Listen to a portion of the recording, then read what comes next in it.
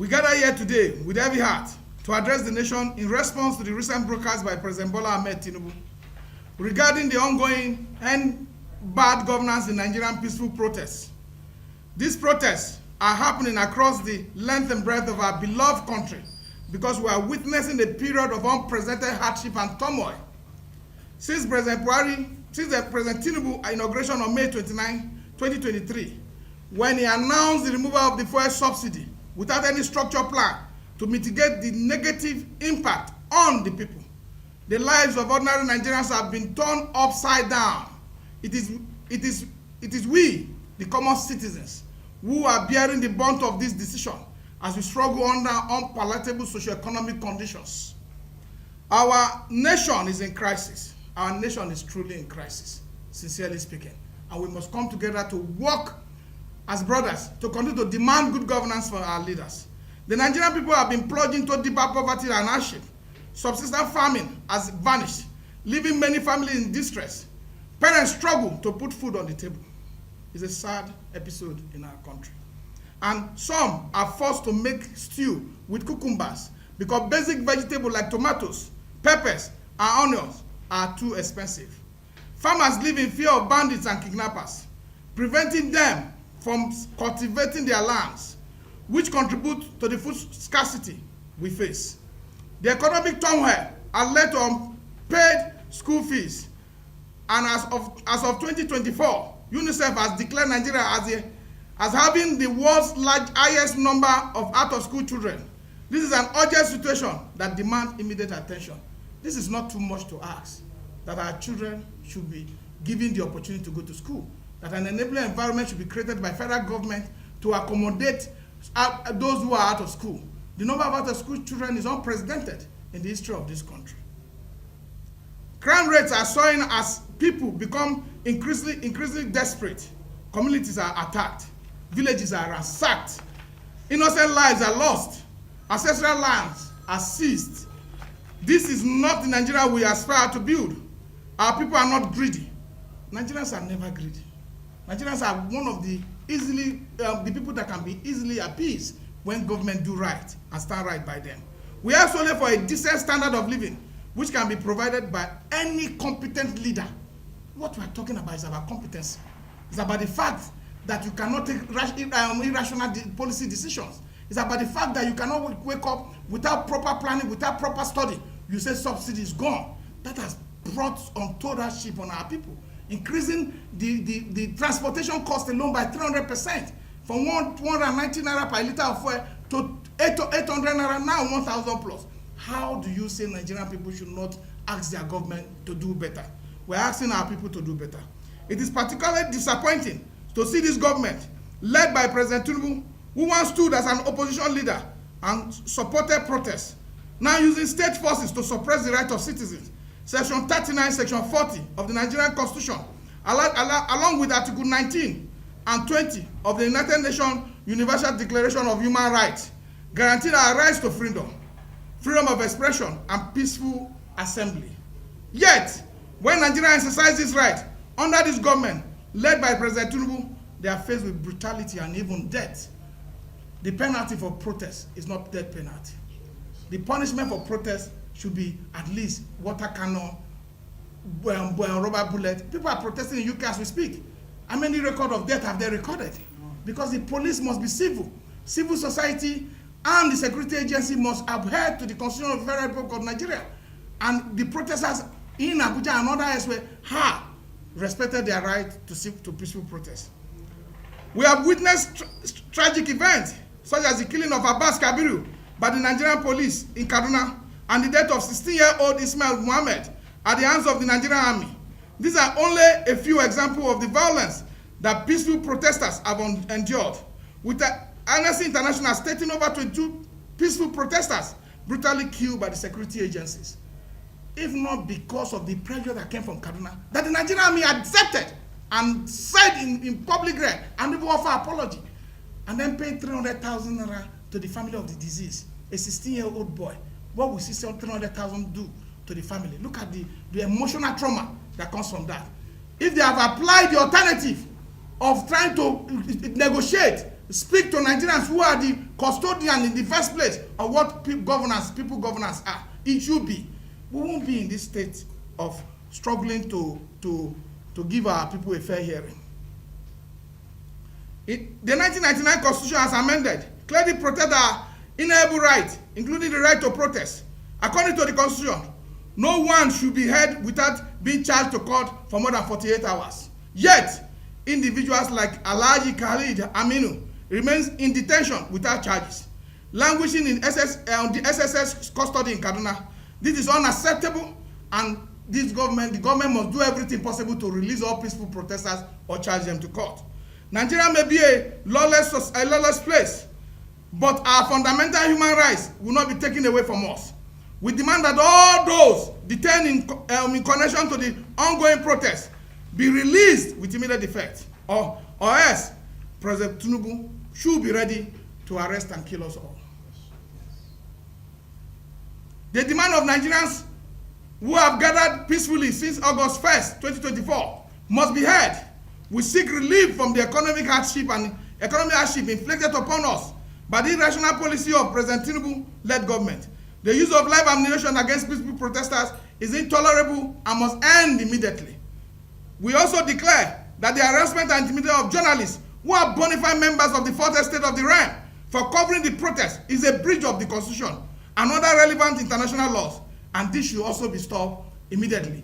We saw journalists being harassed. We saw journalists from AIT who were shot at the airport, who had serious injury on their leg, broke their leg. We saw a new central journalist. I'm a trained journalist myself. I know the right of journalists in the country to be able to keep Nigeria in the right direction and continue to inform the citizens about policies and decisions of government, and also inform the government. They are the gap between the two sides. And if you now start to now make sure that there's no free press, as soon as there's no free press, then there's no democracy. As soon as there's no freedom, and then there's no democracy. As long as the people cannot voice their voice without fear, then our democracy continue to languish in the hands of those who are intimidating us. Our protests are not staged for criminals. To those who see our peaceful protests as a means to put their criminal activities to practice, you are not part of our cause. Our cause is good governance. Our cause, we demand that government must be responsible. Our cause, we demand that government must cut the excessive spending on themselves and ignoring the Nigerian masses. Our cause is that public schools must work for public good. Our cause is that public resources must be used for the development of this country. Our cause is that our refinery must work so that we stop importing and spending dollars that we don't have. Our cause is that human rights must be respected. We call on President Tinubu to immediately halt the use of brute force by security agencies against peaceful protesters. There's no place for the use of live ammunition on peaceful protesters. Nigerians have the right to protest, and our demands are essential for the nation's progress and stability. We urge the federal government to take immediate action to address these issues.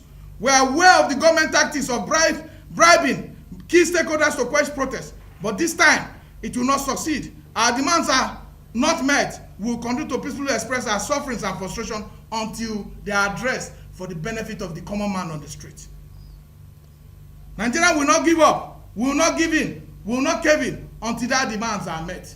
And that demand is that the welfare of our people become paramount in the eyes of those who are government. The people are not made the people are not beholden to government. Government is made to provide for the people. So when government fails in that direction, yes, it is the responsibility of citizens to speak up. Let us stand united in our pursuit of a better Nigeria. A Nigeria where the government serves the people and ensures that every citizen even can live with dignity and hope. We thank you for coming here. We thank our pressmen who have risked their life in the time of this protest. We thank young people who have kept up the work of advocacy, who have kept up the work of civil engagement, who have kept up the work of promoting harmonious relationship between communities and tribes, between region and religion. So we thank you all for coming, and I will allow some of our comrades who are here to talk about the experience they had during the protest and see the ongoing protest which is still on. We thank you. Our focus is to make Nigeria work for our people. Let him answer the question on the protest. But it is one thing that we are asking for, Which program he has put in place. He talked about cultivating 500 hectares of land. Where have they started the cultivation? No. Enough time that we should just give the government little time to for some of those programs they say they put in place to group. How many of your members have been arrested and how many have been released? And also, the president's broadcast, he made mention of 1,300. And you say, why is it 1,300? You go to buy tomatoes and they're telling you that just a tiny plate of tomatoes is 4,000 naira. And you're asking, why is it 4,000 naira? People protest every day.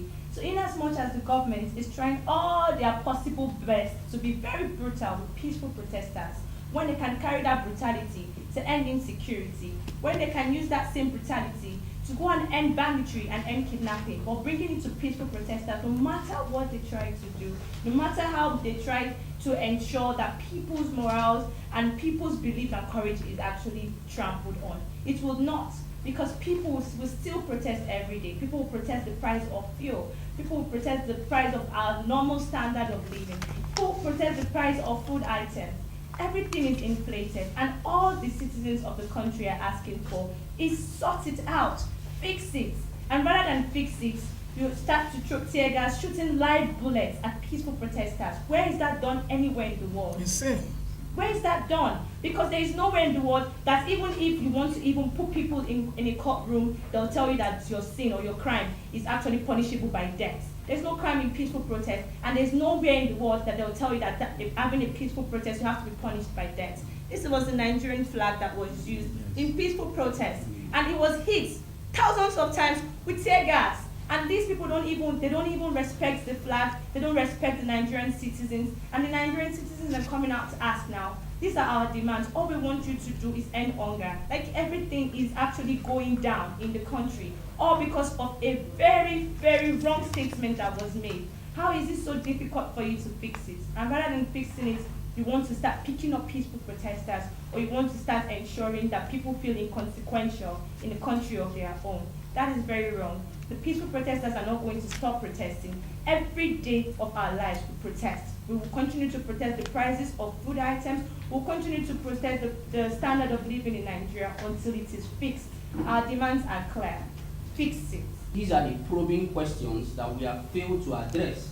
It's not whether people are still coming out for the protest or not.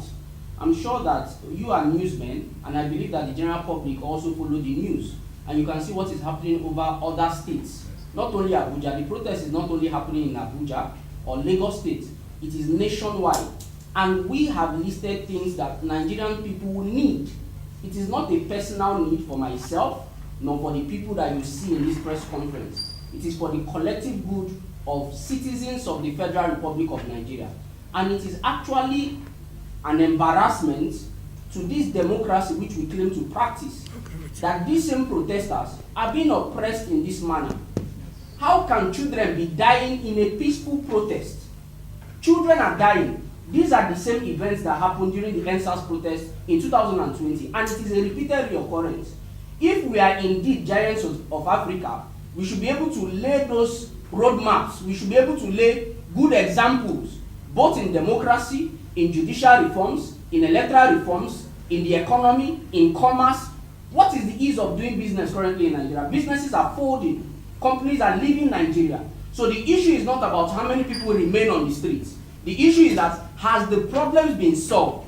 And it is unfortunate that President Bola Tinubu, who addressed the nation, could not address any of the things that these people have been on the streets protesting for.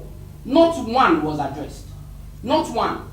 The hunger persists, the inflation persists, the economic difficulty persists, and a lot more.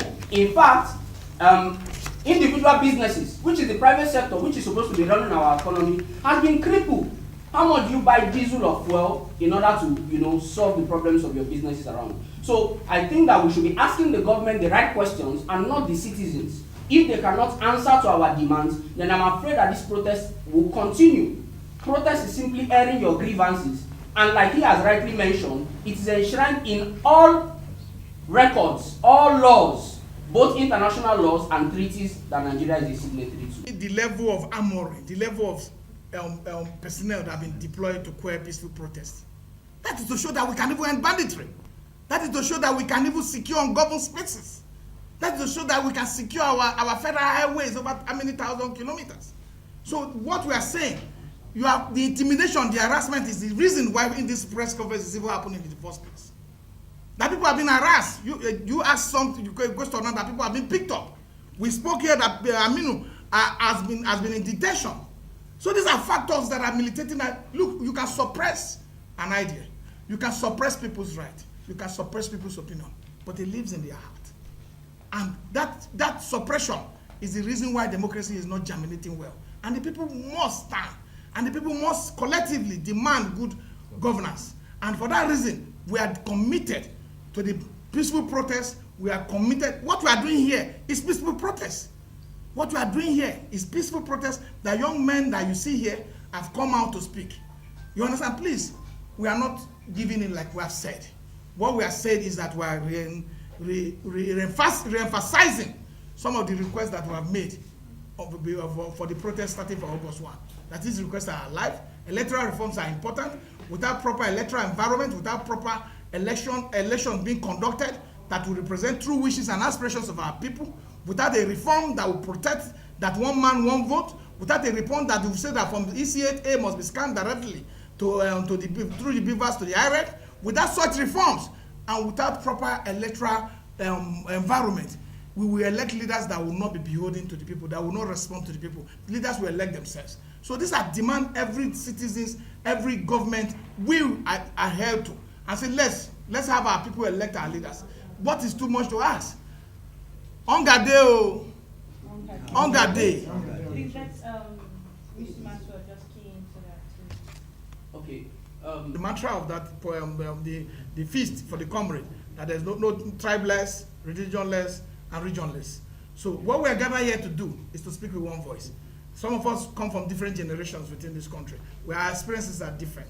Some of us have seen what's governance system. Some of us have not seen democracy in the real form. What we are saying is that where there's a gap between the function of what the political party should do as enshrined in from the section 223 to 229, then the citizens will take the mandate and then do what is needful to put government in check. Because what President Tinubu and APC did and his other counterpart did was to put every government that have come on the front burner and pressure pot to be able to ask that they do good for the people. So why is ours different? Ours is not different. We will do what the opposition leaders are not doing.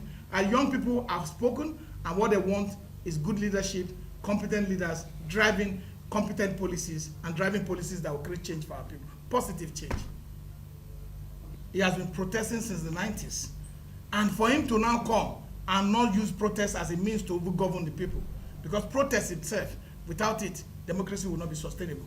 So what we're saying is that if you make promises as government, for the civil service, there's no group of people that have given more sacrifice to our country than the civil servants. And their welfare is very important. It's captured in part of the things we're saying. That you should have mortgage system so that they will be able to pay for 30 years while they get to service and get a house. That you should have a system that put food on their table, not a system that impoverishes them. Because you made a promise to even sell rice at 50,000 naira to civil servants. That promise has been withdrawn. And we are saying for civil servants, this country is yours. Fundamental right as enshrined in combined reading of section 39, 40, and 41. Give them that right to also participate in peaceful protest. It's not a crime. Protest is a way of entrenching and enriching the components of what they call democracy. So what we are saying is that President Tinubu has been playing policy somersault with all his public statements.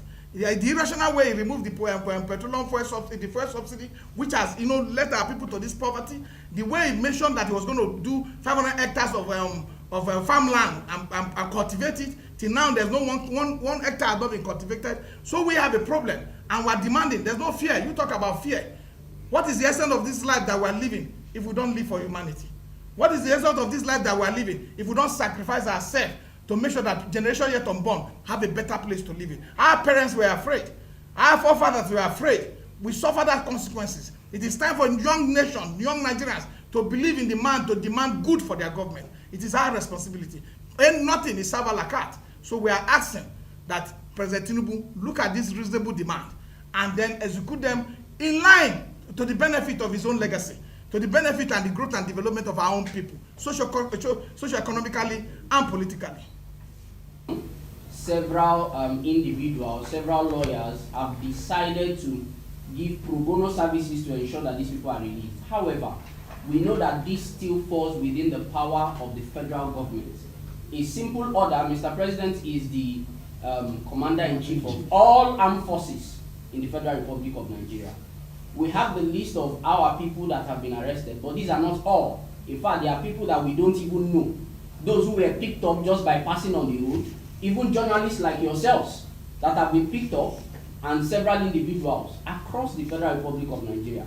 This list come up every day because these arrests are made every day. And that is why one of our demands is not to only release the people who were arrested during the NSAS protest, but also those who are still arrested during this protest and still being arrested even as the protest continues or as we speak. So what we are calling on them is that we must not provide any list. While the list is compiled, every day lists are released. He mentioned some names. Let them stop arresting peaceful protesters. And I would like to state this categorically.